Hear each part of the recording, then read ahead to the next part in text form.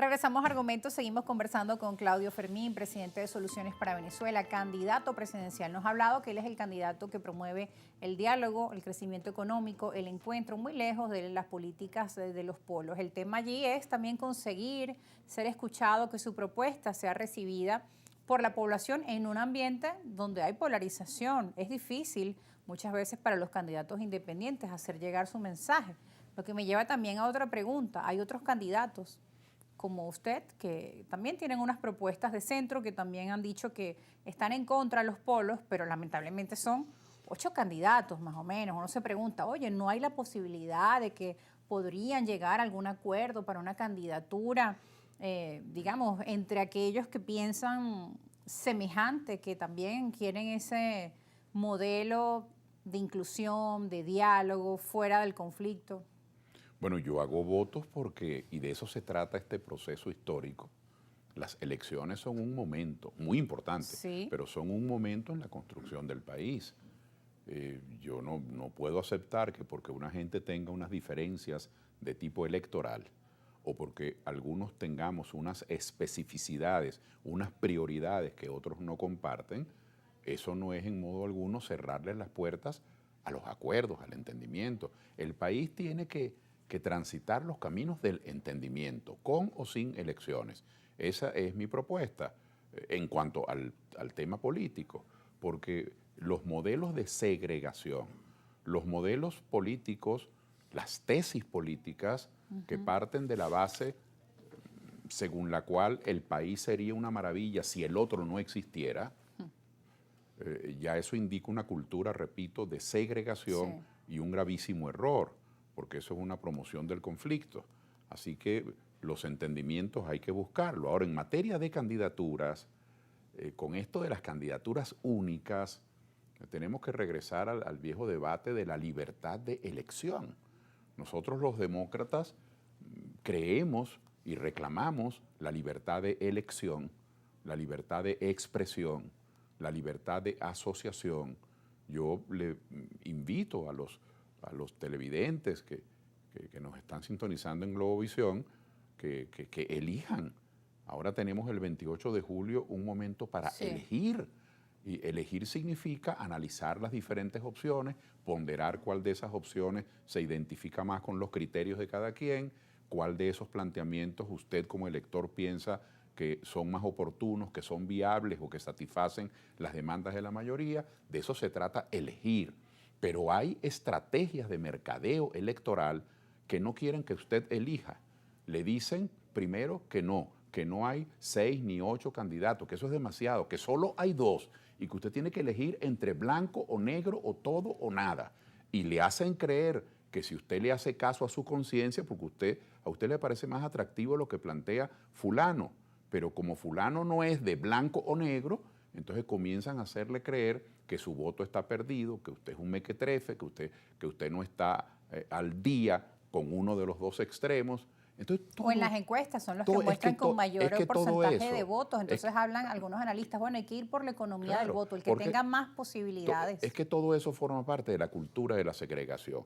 Y luego, lo de las encuestas se conforman y se alimentan con lo que la gente opina, con lo que opinamos los ciudadanos. Ahora, en un momento dado. Cuando usted chantajea a la gente, cuando usted la presiona, cuando usted la manipula y usted le dice, si usted va a votar, usted es un sinvergüenza. Si usted no acepta a juro a Guaidó, usted es un vendido. Si usted no está con el bloqueo, usted es una persona dudosa. Es de tal magnitud la coerción, la presión, el chantaje, el bullying, hasta en algunas modalidades que se ejerce sobre el ciudadano, que el ciudadano indefenso llega un momento para proteger sus relaciones sociales con su familia, con sus vecinos, para no ser mal visto frente a estas campañas, abandona sus criterios, archiva sus propios puntos de vista y en vez de elegir lo que le parece que es correcto, se deja llevar por la marea de las presiones de la polarización extrema. Por eso yo invito a elegir. No es verdad que haya solamente 2 opciones. Por ejemplo, hay candidatos en la oposición, que somos de oposición, compartimos el criterio de que hay que cambiar el gobierno que ya tiene 25 años, pero hay candidatos en la oposición, por ejemplo, que no están planteando incluir en el gabinete y en la toma de decisiones a los factores de la producción. Y yo tengo ya muchos meses y varios años planteando esto y no he encontrado una sola voz coincidente. En el mundo, en ciertas áreas de la política, creen que lo natural es que los empresarios, los trabajadores, las universidades esperen lo que los políticos vamos a decidir.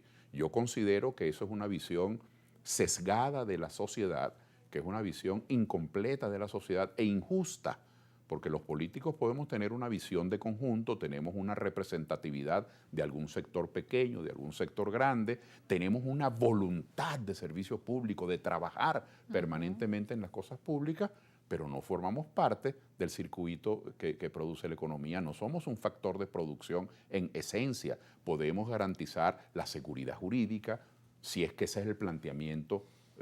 Yo creo en la seguridad jurídica. Ahora, no coincido, por ejemplo, con quienes dicen que hay una asamblea nacional disque legítima. Del 2015. La del 2015. Por ejemplo, González y la Plataforma Unitaria dicen que esa es una asamblea nacional legítima. Pero hay otros candidatos como usted que pero voy con ese, correcto. Pregunto, ¿no? ¿Será entonces, que podrían unirse por eso, estos entonces, ¿cómo vamos a unirnos? Yo planteo la necesidad de la seguridad jurídica y ellos promueven la inseguridad jurídica al impulsar el paralelismo institucional. Yo creo que el bloqueo económico contra Venezuela, aunque no es el origen de la crisis, porque el bloqueo tiene 10 años, pero 10 años es la mitad de la vida de un muchacho de 20 años. 10 años es muy grave el bloqueo. El bloqueo no fue el origen de la crisis económica, pero todo lo ha empeorado. Ahora, ¿cómo nos vamos a poner de acuerdo? Quienes creemos en la soberanía, quienes creemos en el derecho al libre comercio, con un candidato que cree en el bloqueo. Incluso, aunque el candidato ahora ha mencionado que está en contra de las sanciones y que lo primero que haría en el caso de ganar, pues sería pedir el fin de las sanciones. No, pero es que no le he escuchado eso. Yo creo que lo correcto de un candidato, bueno, hablo por mí, cada quien tiene sus códigos y cada quien tiene sus parámetros políticos, pero ¿cómo es eso de que yo voy a pedir el cese del bloqueo después que gane? ¿Por qué no lo piden ahorita? ¿Por qué no se convierten en un agente de presión y de reclamo ante esa agresión brutal de varias potencias contra Venezuela al bloquearnos, a quitarnos el libre ejercicio del comercio internacional?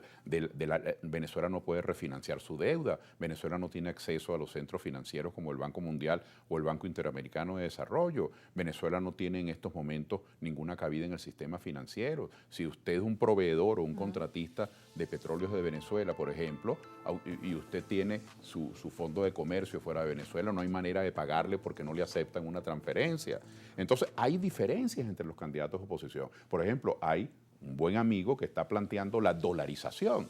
Yo no estoy de acuerdo con la dolarización, porque la dolarización es sepultar la autonomía financiera del país. Entonces no habría Banco Central, tendríamos que atender lo que diga. Son diferentes visiones. Son diferentes visiones. visiones. La población quien tiene que decidir. Tenemos que ir a una pausa, doctor Claudio Fermín, a esta hora, ¿no? Importante la oferta y por eso sería ideal, sería estupendo que en los medios de comunicación pudiéramos tener esa posibilidad de un debate entre todos los candidatos, esas propuestas en materia económica, educativa, sobre el sistema productivo, la privatización y todos estos elementos que usted menciona. Amigos, sigan en sintonía de este espacio. Tenemos que ir a una pausa, pero ya regresamos.